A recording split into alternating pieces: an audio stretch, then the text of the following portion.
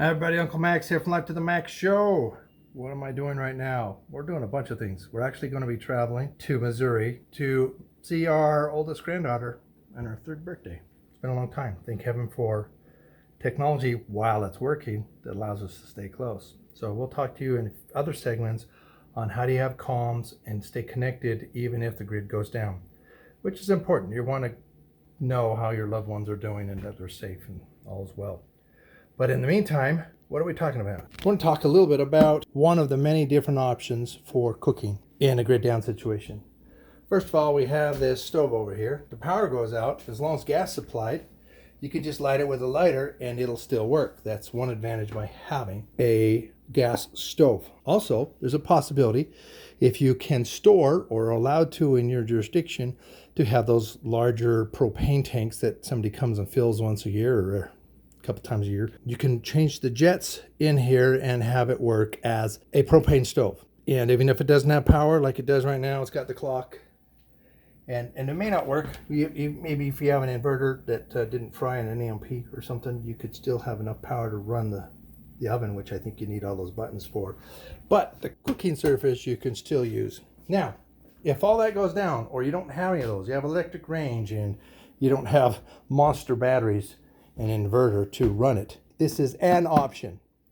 And I wanted to show you this because I'm always looking for a thrifty deal and looking for thrifty treasures. In fact, I'm going to show you one right here. This is a fantastic little running jacket, a windbreaker, high vis, retroreflective stripes. What does that mean? That means retro, back, reflective, so it reflects back to the source of the light that's shining at it. I'll shine a light just to give you an idea. See how that lights up?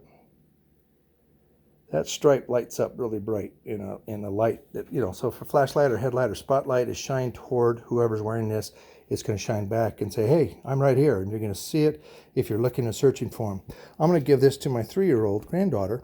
She's really tall. Her daddy is 6'6", and her mommy is 6'2", volleyball champ. She was already 3 feet 2 months before she turned 2. So anyhow, I found this at a thrift store for pennies. It would probably be $60, $80 jacket if you were to buy it somewhere else.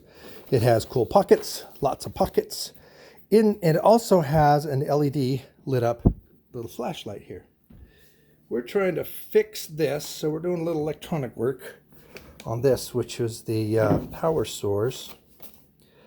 It's right there. So if we can get this working for my son and daughter-in-law and their little precocious 3-year-old. Anyhow, there's a little button cell power source. So you disconnect that, put these little plugs on it. You can wash it when you need to while you're charging this little button cell up. You plug that into here when you're ready to go for a run, and you have this LED light that lights up in the front and a strip that lights up in the back.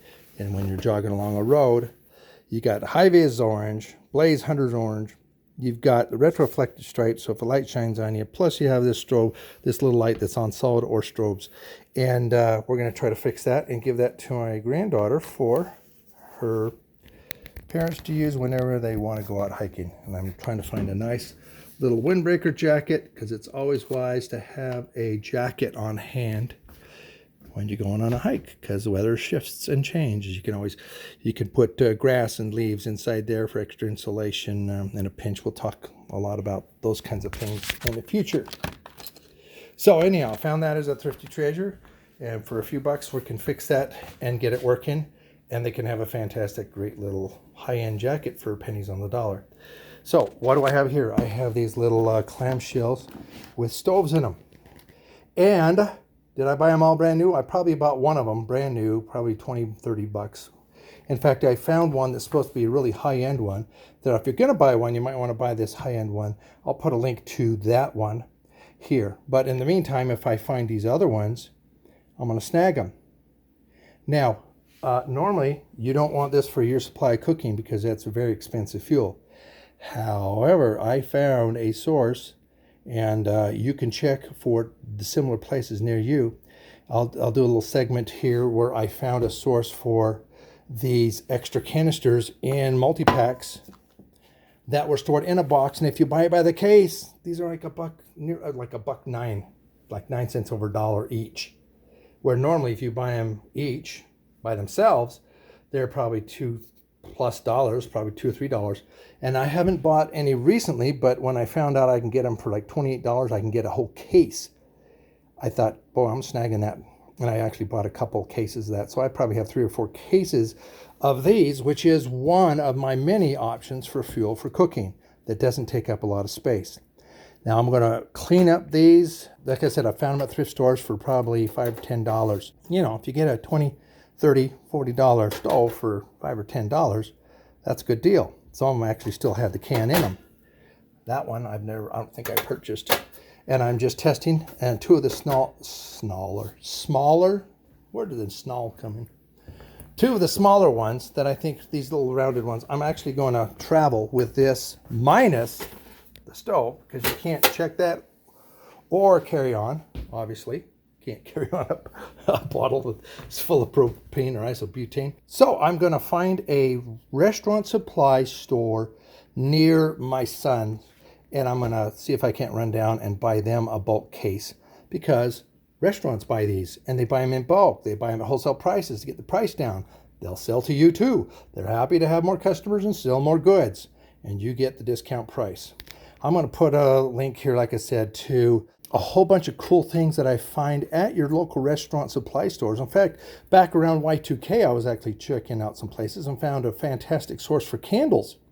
And a couple of dispensers, they were kind of upgrading or downgrading to a different style of candle. They had these liquid candles that basically they were little containers that had lamp oil kind of in them, and they had a little wick.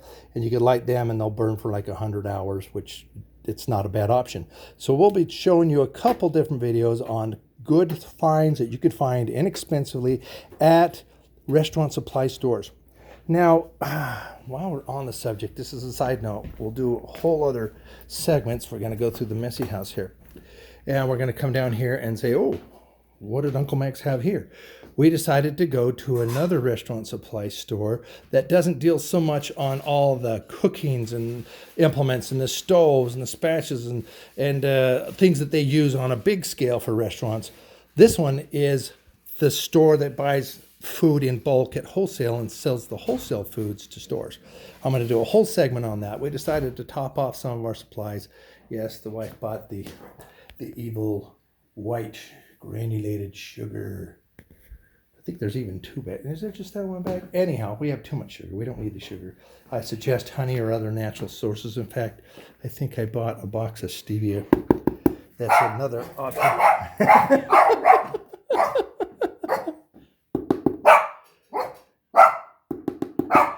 That's my daughter's dog. My daughter, she just flew out early to see her nieces. She's like the super aunt. Yeah, she loves those girls. She's got 3 nieces and 1 on the way, and she's just excited. And so anyhow, stevia, I'm sorry, is another natural sweetener that does not have the high glycemic value. Sugar is killing people. Sugar refined is actually considered a drug. And a lot of people use it for recreational purposes or for self-medication. People self-medicate with food. Food is considered, in fact, I saw this great picture. I'll see if I can find it. Food is the #1 abused drug for self-medication. And exercise is the least used antidepressant. So I'll see if I can find that. So anyhow, yes, we need to eat less crap, eat less refined stuff, buy in bulk, get it cheap. And then learn how to cook the basics. And we'll show you some really cool ways. We're using pressure canners to get the beans cooked really quickly using much less fuel.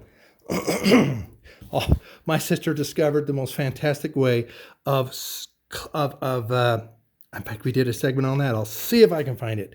It's been years, but it was a fantastic. Yeah, I've got 3 years of content that I've captured. Just haven't been able to figure out how to get it up.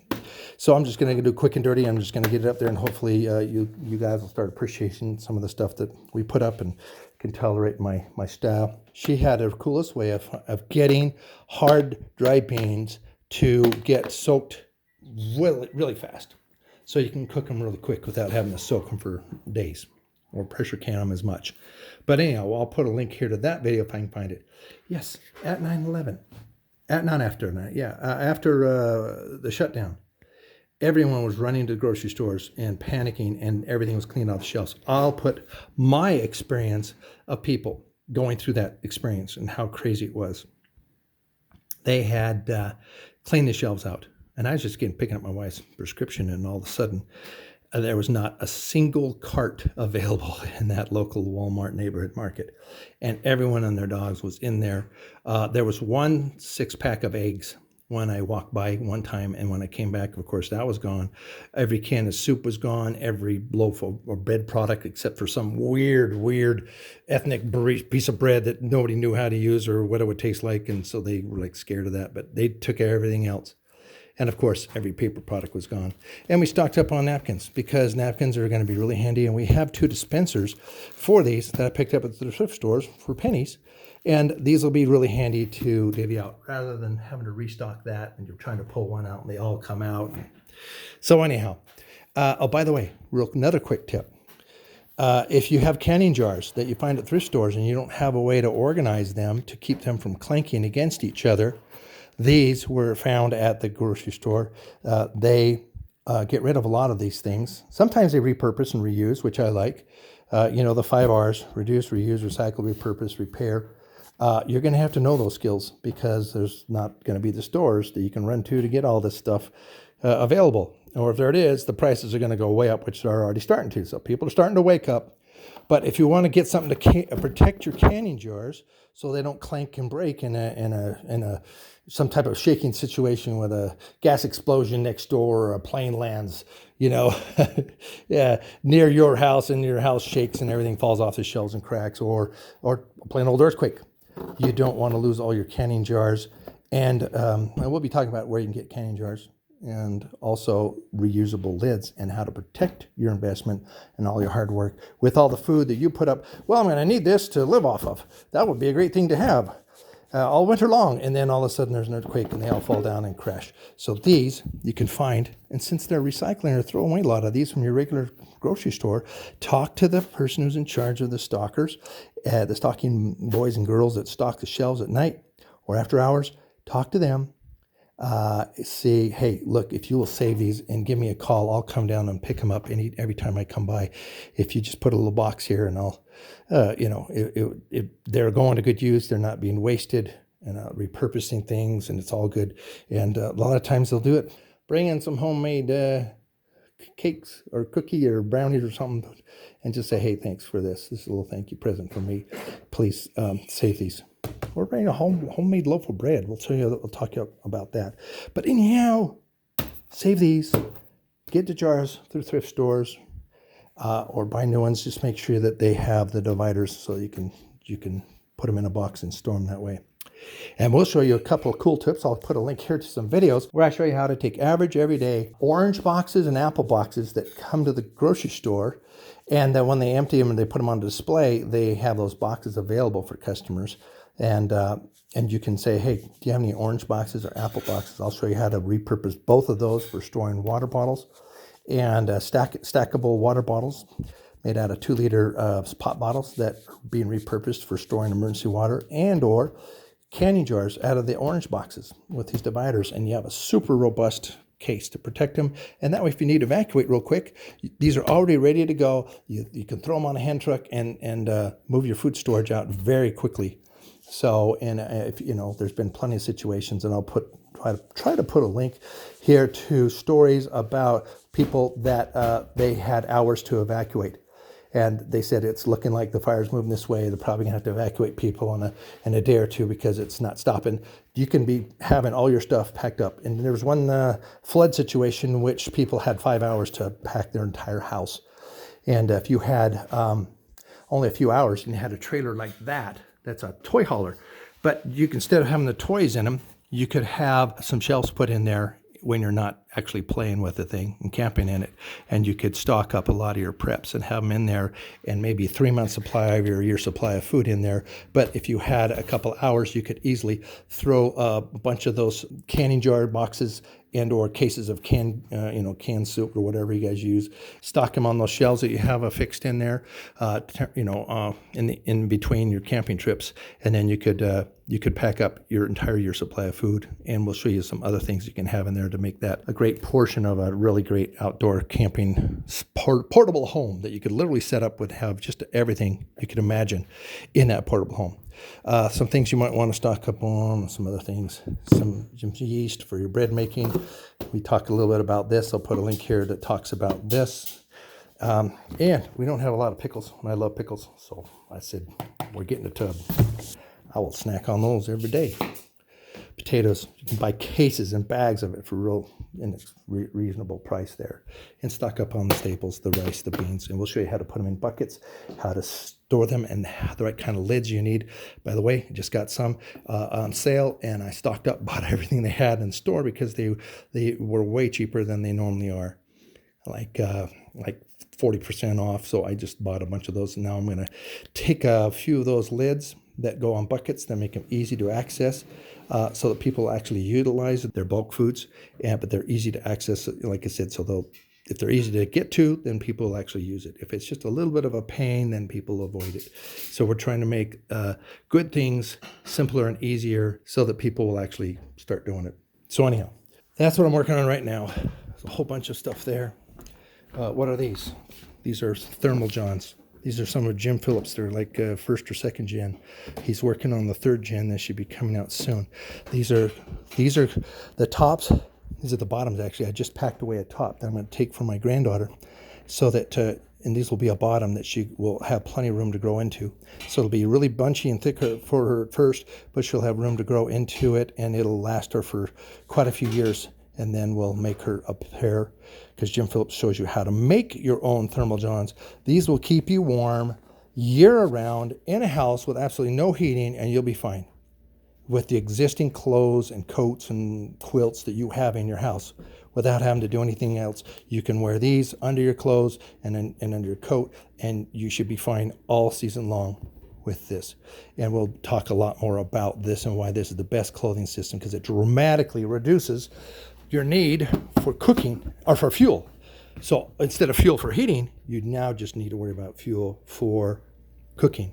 And we're going to show you, like I said, 4, 5, 6 options for that. Even ones that you can use making little stove and cookers out in the wilderness. We're going to show you how to make up some rocket stoves, Dakota fire hole stoves, for cooking. We're going to show you all kinds of fun stuff. So stay tuned. It's going to be a fun ride, and look for deals.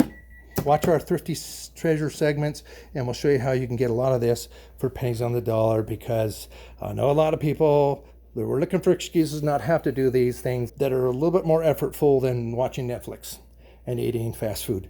So what we want to do is to make it a little bit easier, show you that it's doable, demystify a lot of this stuff, and once you see it, it's like, oh, is that all there to it?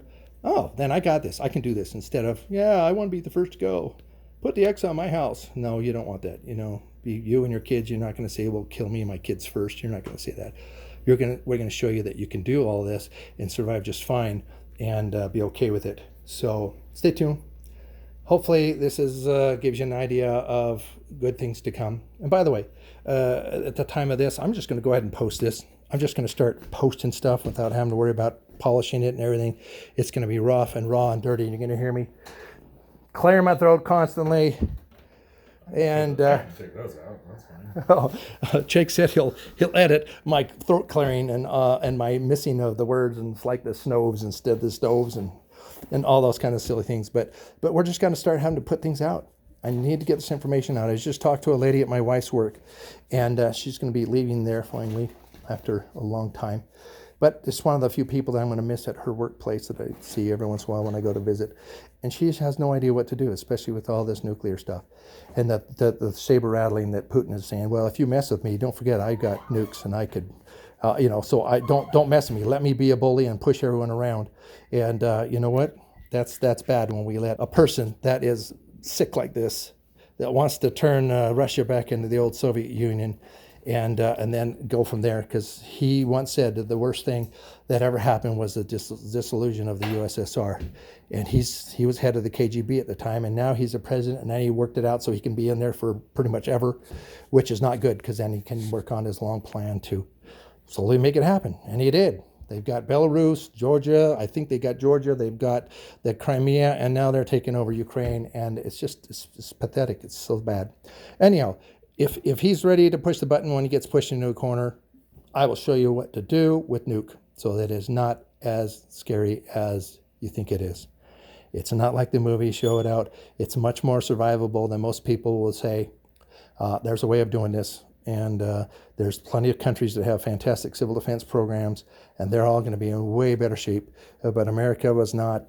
Clinton got rid of our civil defense program and all of our shelter placards, so people knew where to go for fallout protection. And most people will probably survive Nuke, but what will kill them is the fact that there's no grocery stores being restocked. So you have to have a year's supply. Number one thing is get a year's supply, and we'll show you a whole bunch of cool options. We'll show you 4 or 5 different approaches. One of those is going to fit everybody. So everyone's going to be able to fit one of those styles, so that you'll be able to find one that will work for you. But you need to start getting food, and you need to have a plan, and you don't want to do it in the really crazy expensive ways, but there are some options out here. So stay tuned for all those things, and I'll try to get over my whatever it is that keeps me from being able to get these videos up. Editing, polishing, organizing. I don't know. I got a lot of stuff. I'm just going to start throwing them up. So please start watching, pass on the word, like, share, subscribe. Say, hey, this guy, he's riddled with ADD, but he's got so much great information. We got to start watching this every day, and we're going to start.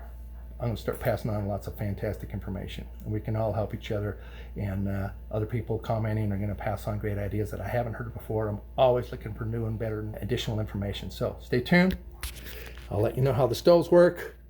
I'll let you know how my granddaughter's clothing fitting works and how bunched up it'll be, but she'll be toasty warm. And the cool thing is, I'll put a link here to a video that Jim Phillips has demonstrated these by soaking these wet, giving them to a woman, putting in her 8 degree below zero freezer with just nothing but a windbreaker on the top of her entire core. And then the guy goes in there with 3 layers of the Army's best system, the EQUIX Extreme Cold Weather Clothing System, and how he started out dry, and he got wetter and wetter and wetter and colder, and they finally had to pull him out because he was shivering and going into hypothermia. And she was warm the whole time, except for the first few seconds when she put it on wet. But then you could see the steam rising off her, and she was warm the whole time. So wouldn't that be good to have something that's going to work like that and handle moisture like nothing else? Better than the Army system. And we'll show you, like I said, cool options here with stoves. I'm going to shut up because I could go on forever, put a quarter in me, and hit the button, and I can go forever. And my son smirks as I say that because that's true. So anyhow, I will let you guys go, and let's be better prepared. Till next time, Max out.